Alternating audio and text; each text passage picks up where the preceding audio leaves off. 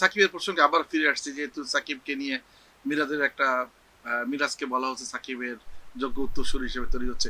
আপনি খেয়াল করে দেখছেন সাকিব কিন্তু দীর্ঘদিন পরে কিন্তু ইংলিশ কাউন্টিতে খেলছেন, তাই না? এবং গতকাল উনি খেলেছেন এবং এক্সপেক্টেড বোলিংই করেছেন উনি। এই এই আমাদের যদি বলা হয় ইংলিশ কাউন্টিতে প্রথম প্রফেশনাল ক্রিকেটার কিন্তু বাংলাদেশের সাকিবই। একটু যদি বলতেন যে এই মাঝখানে যে প্র্যাকটিসটা আপনি ইসে যে করছে কাউন্টিতে করছে সাকিব, এটা কতটা সাকিবের জন্য উপকারে আসছে?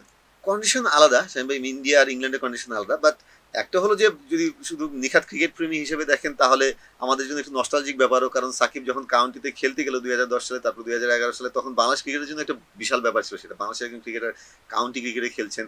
এখন তো ফ্র্যাঞ্চাইজি ক্রিকেট এরকম হয়ে গেছে, সবাই খেলছে, সাকিব তো খেলছেনই, অন্যান্য ক্রিকেটারও এখন আইপিএল ছাড়া অন্যান্য আপনার ফ্র্যাঞ্চাইজি লিগগুলোতে খেলছে। ব্যাপারগুলো খুব নর্মাল হয়ে গেছে বাংলাদেশ ক্রিকেটে। কিন্তু 14 বছর আগে বাস্তবতা এটা একটা বিশাল ব্যাপার ছিল, এবং কাউন্টি ক্রিকেটে খেলা সেটা বিশ্ব ক্রিকেটের জন্য একটা বড় ব্যাপার ছিল। তারা কাউন্টি ডিল পেতেন, তারা আসলে মানে একটা অভিজাত জায়গায় পৌঁছে গেলেন, এরকম একটা ব্যাপার ছিল। তো সাকিব বাংলাদেশের ক্রিকেটের সেই ব্যাপারটা এনে দিয়েছিলেন।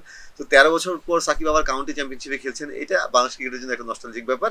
ভালো ব্যাপার হলো যে তিনি পারফর্মও করছেন, এবং সারের মতো একটা কাউন্টিতে, সার তো ইংল্যান্ডের যে কয়েকটা বড় কাউন্টি দল আছে, ইয়র্কশায়ার, সারে, ওয়ারউইকশায়ার, এগুলো বড় কাউন্টি দল ঐতিহ্যবাহী। সো সারের মতো কাউন্টিতে খেলছেন, খুবই ভালো পারফর্মও করেছেন, সেটা ভালো ব্যাপার। পার্সোনালি তার কথা বললে বা বাংলাদেশের কথা বললে, দলের কথা বললে, এটা একটা ভালো ব্যাপার যে সাকিব কালকে উইকেট তো তিনি পাবেন ডেফিনেটলি।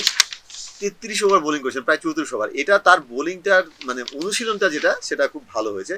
পাকিস্তানে তিনি বেশ ভালো বোলিং করেছেন, এখানে গিয়ে সেই ধারাবাহিকতাটা ধরে রাখলেন, তারপর ভারতে গিয়ে তাকে কিন্তু প্রচুর বোলিং করতে হতে পারে।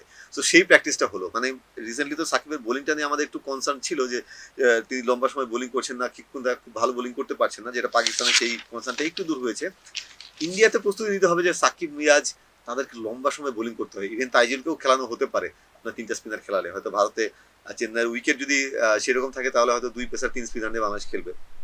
সেক্ষেত্রে তাদেরকে লম্বা সময় বোলিংয়ের প্রস্তুতি নিতে হবে। সো সাকিবের সেই প্র্যাকটিসটা হয়ে গেল, যেটা তার পার্সোনালি এবং বাংলাদেশ দলের জন্য একটা ভালো ব্যাপার। যদিও একটু ব্যাপার হলো যে সেখানে তিনি ডিউক বলে খেলছেন, এখানে এসজি বলে খেলতে হবে, এই ব্যাপারটা আছে। বাট সাকিব তো আসলে এই মানে 17 বছর 18 বছরের ক্যারিয়ার, তিনি তো এটা সব ধরনের বলই খেলেছেন, সব ধরনের বলই খেলেছেন। তো তার জন্য এটা আসলে মানে হাতের তালুর মধ্যে তিনি সবকিছু চেনা, তো সেটা সমস্যা হবে না।